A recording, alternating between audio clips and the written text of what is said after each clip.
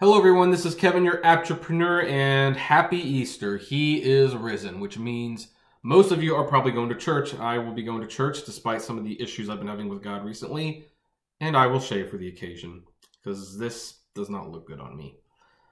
But you don't come to this channel to hear a sermon, or maybe you do, it's just a different kind of sermon. You come here for advice on Uber and Lyft and the news on Uber and Lyft. And there's not a whole lot to report today, which means this is probably going to be the sole video I make for the day. But it's an interesting one, and I invite more discussion than usual because I don't claim to know absolutely everything about the situation. I don't. I'm going to try to explain it the best that I know how.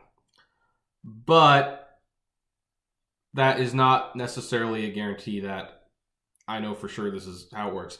I've also linked to a 3-page article from Fortune below describing the situation, and they probably explain it a little bit better. But what we're talking about, now that I'm done rambling, is that Uber has booked $20 billion in rides last year.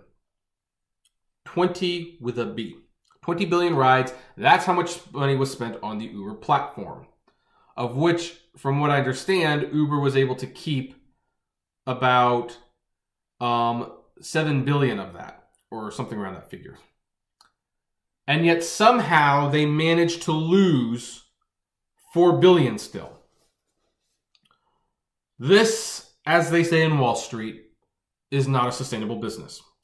It's not an effective model, and while I don't think Uber's going away this year, they need to do something.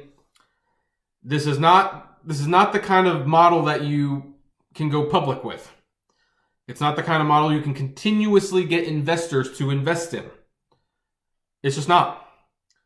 Now, some of you might be saying, well, but wait, if they brought in 7 billion and they pocketed it, how did they lose 4 billion? Well, guys, let me tell you how it works.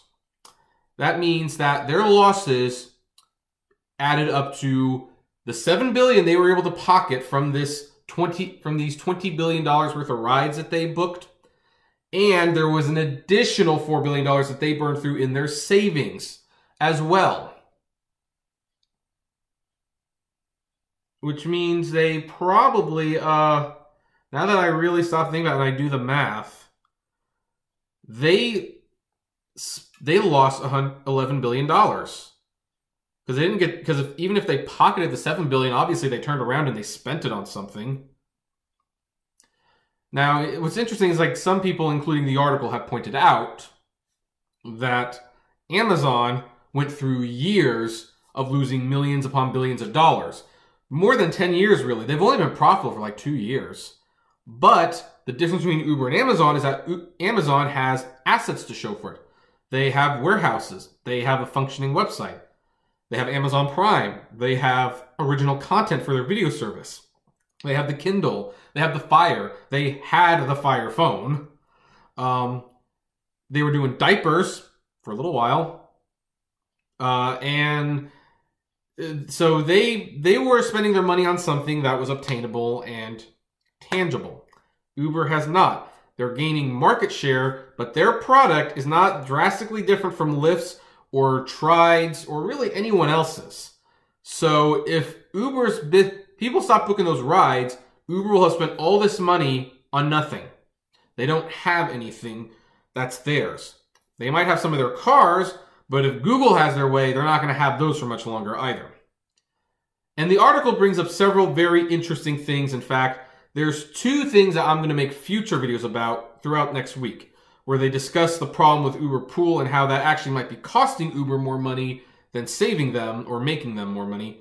And, they also made a claim that raising the prices could be devastating, which I disagree with, although I'm not naive to say that it won't have an effect on the business. But the bottom line is Uber is booking a lot of rides. Their growth is astronomical. More people are using it than ever before. In fact, the article even points out, like, during the second half of last year, their profits and people booking rides pretty much doubled from the first half of the year. That is an unheard of and unprecedented growth. But they're still not making money. And that's the problem. The company needs to eventually make money and know their driverless cars are not going to solve the problem. Now, someone might say, oh, but that's $13 billion that they don't have to pay the drivers. They could do that to maintain the cars. Like, well, guys, cars are very, very expensive to maintain. Have you done the math on what 30,000 cars potentially to clean every day, $200 each car every day is going to cost? I don't know if it's really that much cheaper, guys. I mean, I haven't crunched the numbers myself. It's just one of those things where it's like on the surface, I'm not sure. I'm not feeling very confident about it, I guess is what I'm going to say. So, again, I will make more videos because this article had a lot to work with. But again, it's Easter Sunday. And it is a time to, at least for me, even though I personally am having some issues with God, it's a time to give thanks for his son and for being in my life. And you know what? Even with the bad things that have happened, even with the tragedy in my life,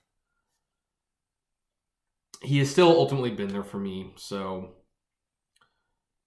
I'm mad at him, but ultimately, I'm probably going to eventually go back to him. And I do want to end this video on one more topic. I just wanted to give a shout out to Alex, who I actually met yesterday at his job. I won't tell you what job that is. He knows. It's a hotel for the record, though. And here's the thing.